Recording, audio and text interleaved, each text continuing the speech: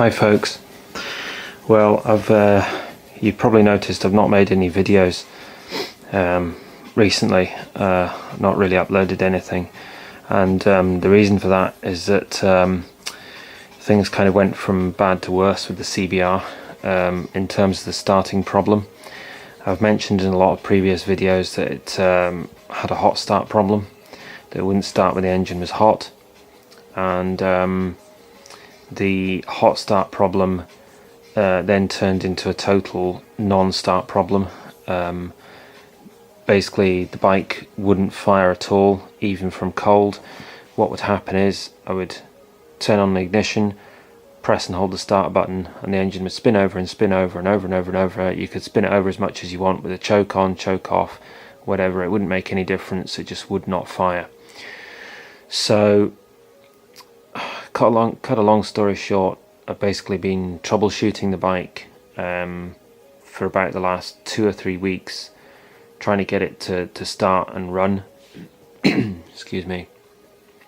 And I've basically kind of been around the houses with it, looked at the fuel system and the ignition system. I've pretty much rewired the whole bike from nose to tail, just in case there were problems in the electrics. And just kind of really been around the houses with it. The new wiring that I've done is kind of a lot better. It's a lot neater. As you can see, there's a lot less wire in there. It's a lot kind of simpler, simplified it a lot and tidied it a lot. Tried different batteries, charging the batteries, tried bypassing the fuel cut-off relay, tested the pulse generator, tried different CDIs, tried everything I can think of basically, and just still couldn't get it to fire. So what I did was I went and got myself a new multimeter, which you see here is just a cheap multimeter off eBay for £5. My multimeter died a while ago, so I didn't really have that for my troubleshooting. So my troubleshooting until I got this new multimeter is kind of limited to just like bypassing things and rewiring things, swapping things out and all this kind of thing. But I decided I really needed a multimeter, so I went and got one off eBay, and I tested a few things with it, and it didn't take long once I started testing to find out what the problem was. So the first thing I tested was the pulse generator, and the pulse generator, this is my Haynes manual, the FireBlade Haynes manual. Okay, and in the Haynes manual it gives you the you know, like all the ratings and stuff, all the specifications and what have you. So here we've got things like ignition timing and all that type of thing. Right, and we've got the resistances that things should measure on the multimeter. Okay, so we've got the pulse generator. It says resistance, and it should be 460 to 580 ohms. See if I can zoom in a bit, see if you can see that a bit clearer. The camera's not focusing, but if you take my word for it, it's 460 to 580 ohms at 20 degrees Celsius, which is basically room temperature, and obviously the bike is indoors, so that's about the temperature it's at. When I measured it on the multimeter, it measured, I think it was 483, actually I wrote it down here, where did I write it? Yeah, resistance 483 ohm, pulse generator 483 ohms, 460 to 580, so that's just well within range, that's just bang on. So basically that eliminated one more component, so it doesn't appear to be the pulse generator that's the issue. So looking for some other components to test. Obviously you can't test the CDI because it's electronic, but there are other things you can test, so I decided to test the ignition coils now. So here you've got the primary winding resistance, which I think, if I understand it correctly, the primary winding is the is like this side of the coils. It's where the CDI connects onto the coils with the spade connectors. So that's the primary winding. Okay. In fact, you can work that out from these resistances. See, primary winding resistance should be 2.5 to 3.2 ohms at 20 degrees Celsius. Okay. When I measured them, I think they measured, what did they measure? 2.9. So the coils, the 1 to 4 coil, 2.9, and the 2 to 3 was also 2.9. So both of them are 2.9. The range is supposed to be 2.5 to 3.2. So that's just bang in the middle of that range. So that side of the coils is fine. Okay. So then what we've got is the secondary winding resistance, which I think is like this side of the coils. Okay, this side with the HT leads.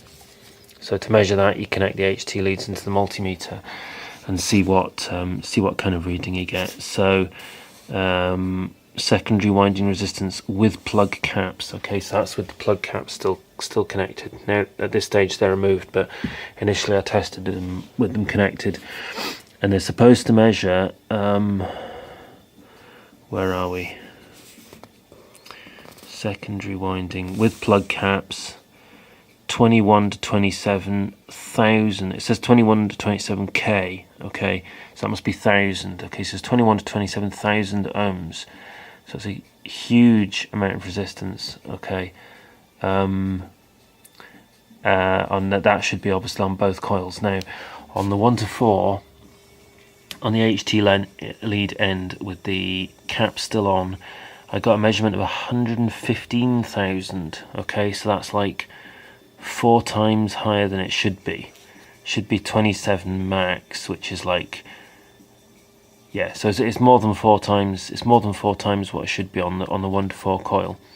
2 to 3 coil measured 33,000. Okay, that's only a little bit, well, relatively just a little bit over. Okay, so it's 33 over 27, so it's 6,000 ohms outside the range that it should be, even on the 2 to 3 coil. So the 2 to 3 coil, I would say, is faulty, and the 1 to 4 coil is pretty much toast. That's what it appeared at that stage. But then what I noticed is ignition HT coils without plug caps. So you can also measure it without the plug caps, okay? And it should be 11 to 17k ohms. So it's basically the plug cap should add 10,000 ohms resistance onto the coils, okay? So what I did was I decided to remove the caps, which I did. Basically they just unscrew.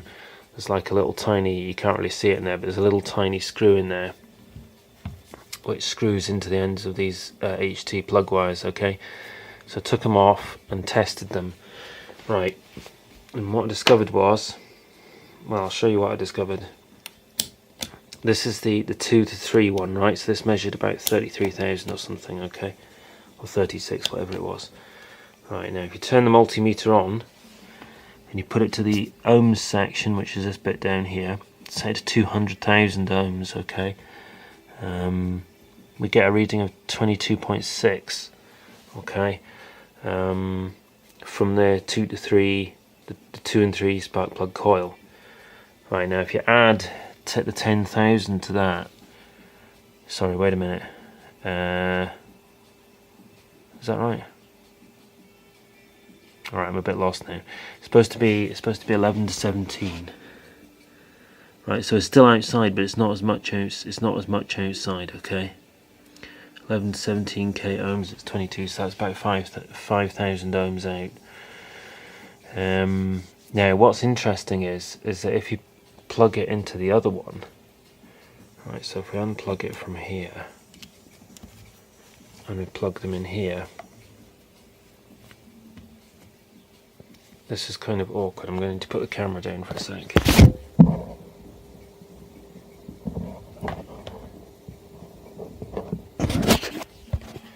Right, so that's it now plugged into the 1 to 4 coil. It's easy to identify them because the 1 to 4 has a really short one for the 4 and a really long one for the 1. And the 2 and 3 they're both about the same, okay?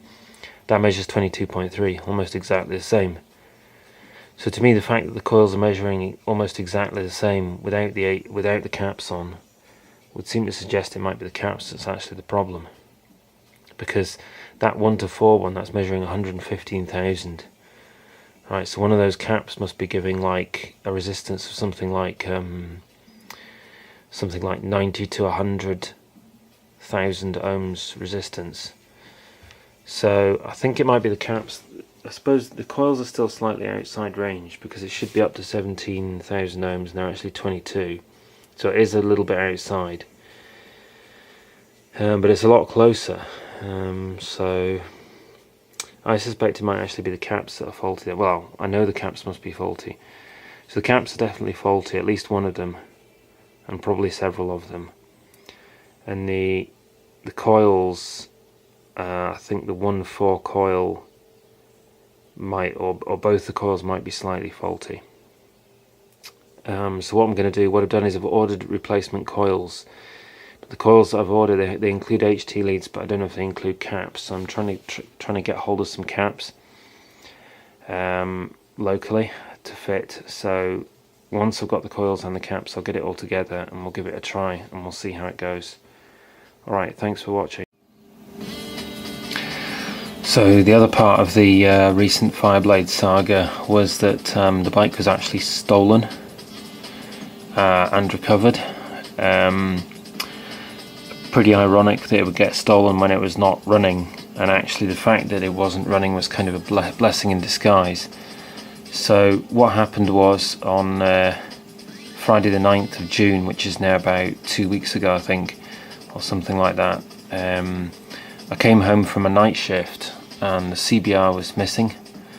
It wasn't where I'd left it, and a couple of the bungees that I used to hold the rain cover on had been pulled off and were lying in the street. So I called the police, and the police called back about an hour or two later the same morning, and they'd found the bike and it had been dropped just round the corner from where I live, on the edge of some playing fields. And unfortunately, obviously I went straight and had a look at it and pushed it back to the house, and unfortunately when they dropped it, they'd done quite a bit of damage. They basically, what had happened was they'd tried to hotwire it. They'd smashed the ignition barrel off with a hammer and tried to hotwire the bike, but obviously it hadn't started because of the starting problem. So that's kind of lucky actually that I had the starting problem, because otherwise they would have just hotwired it and been away, and that would have been that. I probably would have never seen it again. So that was really quite lucky. Then I think what they did try to do is they tried to bump start it, but they didn't manage to bump start it, so they just basically dropped it on the curb, on the edge of the playing fields just around the corner. And unfortunately that meant there was kind of some damage done, as well as the ignition barrel being broken off. There was like the headlight brackets were broken. They'd pulled out various wiring. I think they'd been trying to work out why it wasn't starting. The expansion tank was kind of squashed out of shape. It wasn't really damaged, but it was kind of squashed out of shape anyway. So the frame slider was also bent. Well, actually, rather I should say the bolt that holds it on was bent. And there's various other kind of damage, like bolt missing from the exhaust can, and just stupid kind of bits and pieces, the indicator broken and all that kind of thing. So most of these kind of repairs, most of these problems I've now repaired, and the bike's kind of more or less back to normal. There's still one or two things that I've still to do, like the headlight brackets that were damaged. I've ordered some of those on eBay. They've not been delivered yet, so when they come off it, and that'll be that taken care of. I've got a new ignition barrel. I'm going to fit the ignition barrel this morning. Just need to get some Allen bolts to fix it on with, because I don't have any bolts the right size. So that'll be that. And all the kind of wiring and indicators and expansion tank and all those kind of odds and ends, those have all been kind of repaired at this stage. So most of it's done and it's kind of pretty much ready to go back on the road. So I really just need to resolve the starting problem. But I'm hoping that when I get some new ignition coils and or ignition caps, hopefully that will resolve it. So we should have the bike running again shortly. Super, thanks for watching.